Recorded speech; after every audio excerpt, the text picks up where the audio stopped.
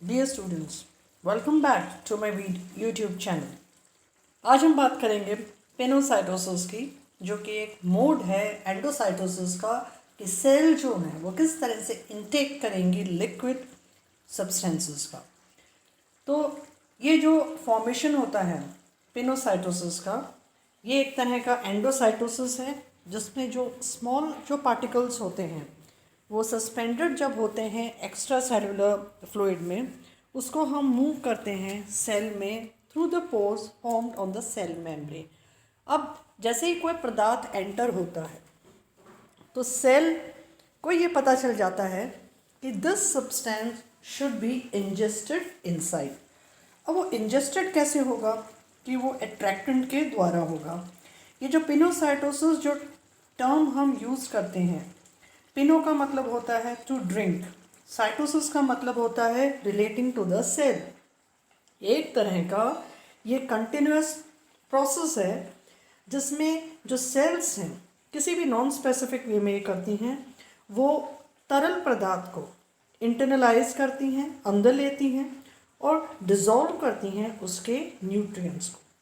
तो एक तरह से हम ये कह सकते हैं कि ये जो प्रोसेस है पिनोसाइटोसिस का, वो डील करता है, क्या डील करेगा?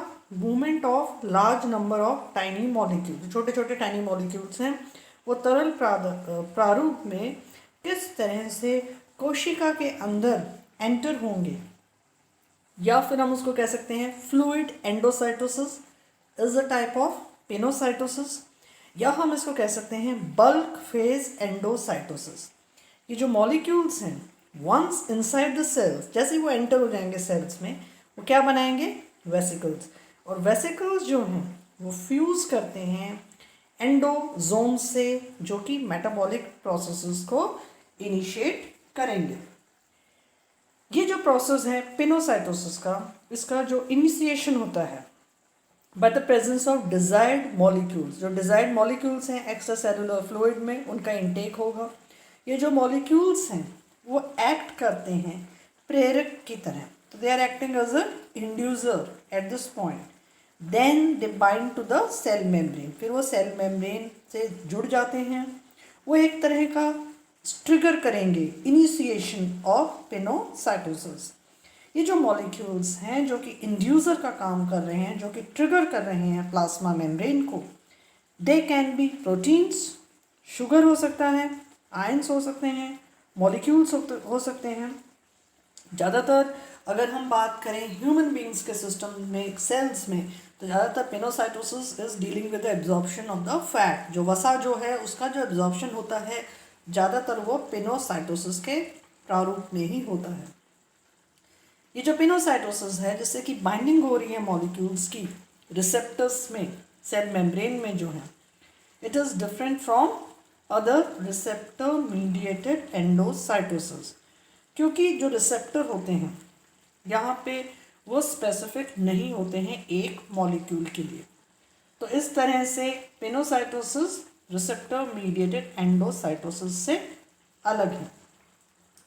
अब ये जो हम इसका एक प्रोसेस देखेंगे, किस किस तरह से जो स्टेप्स हैं इसमें इनिशिएट होते हैं पिनोसाइटोसिस में, तो उसमें हम सबसे पहले ये देखेंगे कि जो रिसेप्टर है जो सेल मेम्ब्रेन पे है, वो क्या करेगा?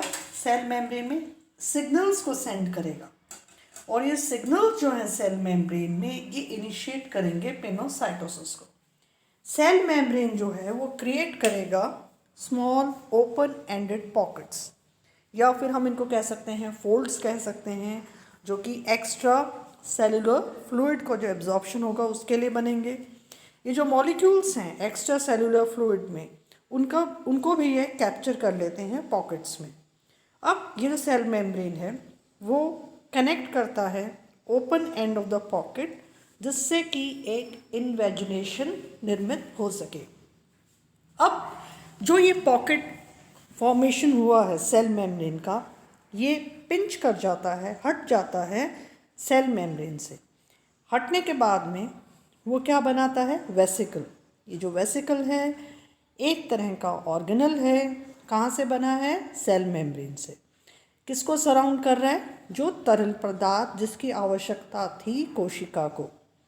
ये जो वेसिकल है ये क्या करेगा, मूवमेंट करेगा साइटोप्लाज्म में, जिससे कि डिस्टर्बेंस नहीं हो सके normal functioning of the cell में। अब अगर हम पूरा प्रोसेस, अगर मैकेनिज्म को अंडरस्टैंड करें कि क्या पर्पस है मॉलिक्यूल्स का, वेसिकल्स जो हैं वो फ्यूज़ कर सकते हैं एंडोसोम के साथ में, या मूव कर सकते हैं दूसरे एंड पर सेल मेम्ब्रेन में एक्सोसाइटोसिस के लिए।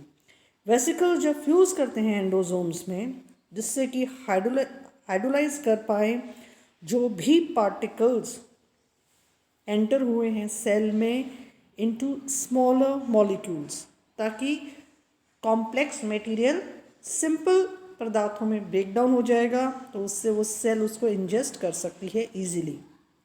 या फिर जो वेसिकल्स हैं वो सिंपली मूव करें towards the other end of the cell membrane, वो सेल मेम्ब्रेन के दूसरे एंड की ओर जाएं, जिससे कि रिमूव हो सके एक्स्ट्रा सेलुलर फ्लूइड सेल से एक्सोसाइटोसिस के द्वारा।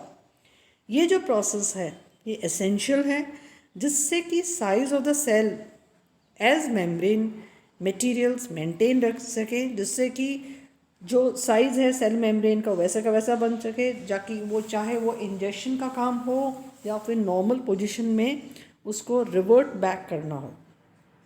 कुछ केसेस में ये देखा गया है कि जो मॉलिक्यूल्स हैं they might be dumped into the cytoplasm immediately, जैसे वेसिकल फॉर्मेशन होता है immediately they are dumped into the cytoplasm.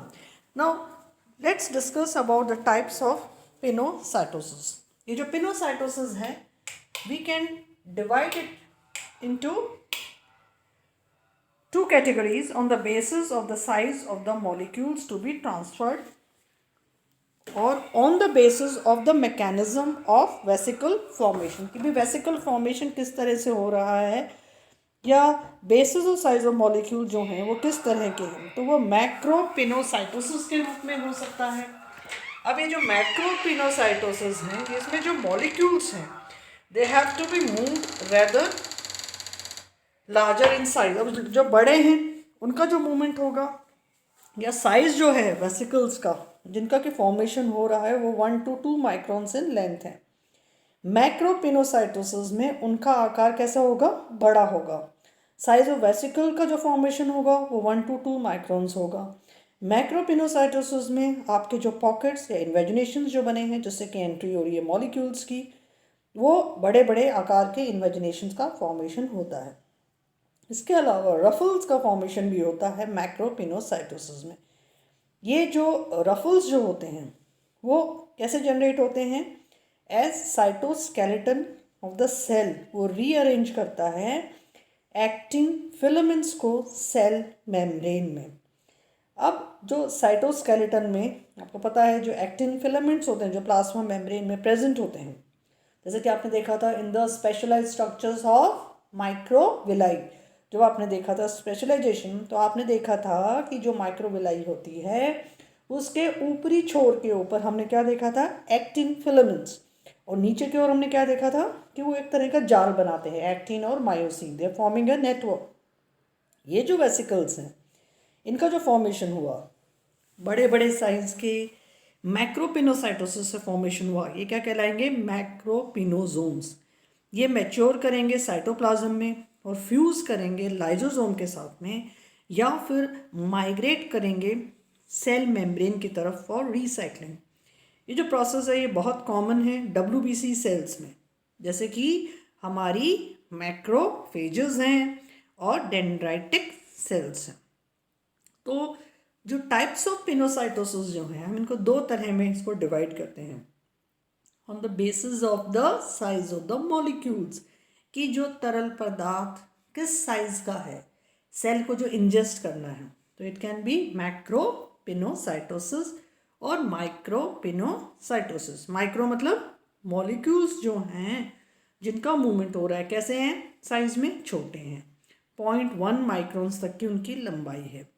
अब ये जो एंट्री होगी मॉलिक्यूल्स की ये छोटे छोटे टाइनी इंडेंटेशंस के रूप में है, तो it can be caveolin mediated pinocytosis, जैसा कि हम देखते हैं इपिथेलियम ऑफ ब्लड वेसल्स में, और on the basis of receptors involve, कि भी कौन कौन से रिसेप्टर्स इसमें इन्वॉल्व हुए हैं माइक्रोपिनोसाइटोसिस में, कैसा वेसिकल बना है।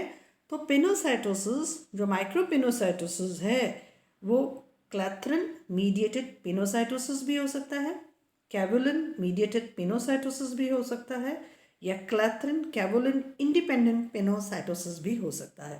This is how we can see a sketch of pinocytosis. बाहर क्या है, एक्स्ट्रा सेलुलर फ्लूइड है, इसमें लिक्विड पार्टिकल्स भी डिजॉल्व हैं जिसकी की आवश्यकता है सेल को।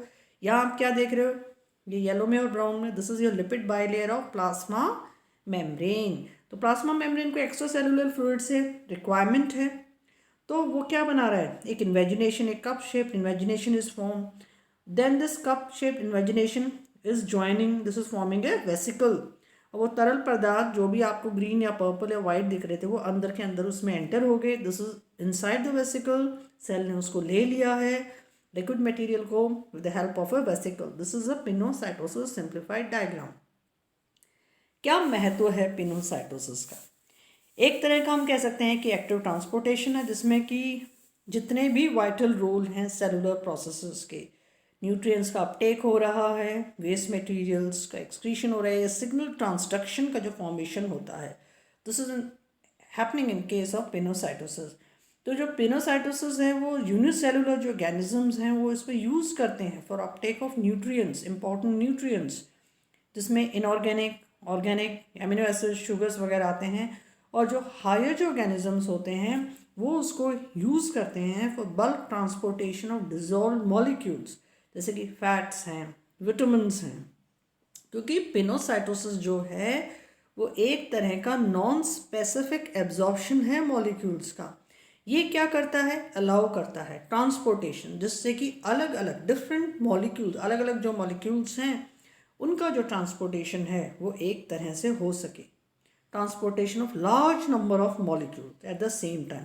खूब सारे मॉलिक्यूल्स हैं, सेल को रिक्वायरमेंट है, कैसे होगा एब्जॉर्प्शन, बाय पिनोसाइटोसिस। पिनोसाइटोसिस कई बार एड करता है रिमूवल ऑफ वेस्ट मटेरियल्स में, जैसे कि cells of the kidneys for removing water in waste products. Pinocytosis को हम एम्प्लॉय करते हैं by the cells of the immune system like macrophages and dendritic cells, जो कि टेस्ट करती हैं एक्स्ट्रा सेलुलर फ्लूइड को कि भाई कोई बाहरी पदार्थ तो उपस्थित नहीं है, और वो जो बाहरी पदार्थ किस प्रारूप में है, एंटीजन के प्रारूप में। तो this is about the importance of pinocytosis.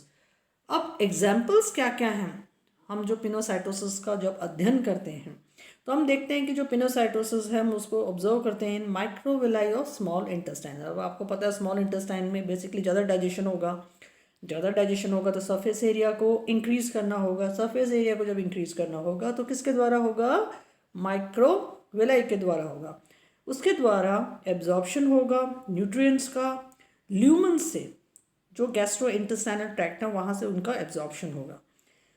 फिर हमने इसके साथ साथ ये भी देखा है कि जो सेल्स होती हैं, डक्ट जो होती हैं किडनीज़ की, उनमें भी हमने देखा है फॉर्मेशन ऑफ यूरिन में इन्वॉल्वमेंट। जो उसके बाद में हम रिप्रोडक्टिव सिस्टम की बात करें तो एब्जॉर्प्शन जो होता है न्यूट्रिएंट्स का वो भी एग में इसके द्वारा होता है। यूनिसेलुलर ऑर्गेनिजम्स की बात करें जैसे कि प्रोटोजोआ है, एमीबा, वो भी अपटेक ऑफ वाटर और डिजॉल्व न्यूट्रिएंट्स के लिए इसको यूज़ करता है। उसके साथ ही साथ हम देखते हैं कि जो साइज़ जो होता है कोई भी सेल का या कंपोनेंट जो होते हैं सेल मेम्ब्रेन के, वो पिनोसाइटोसिस के द्वारा ही मेंटेन्ड अप रहते हैं। तो this is all about your pinocytosis where the cells perform this important mode of transportation. I hope you are able to understand it in a very simplified way. Thanks for watching the video.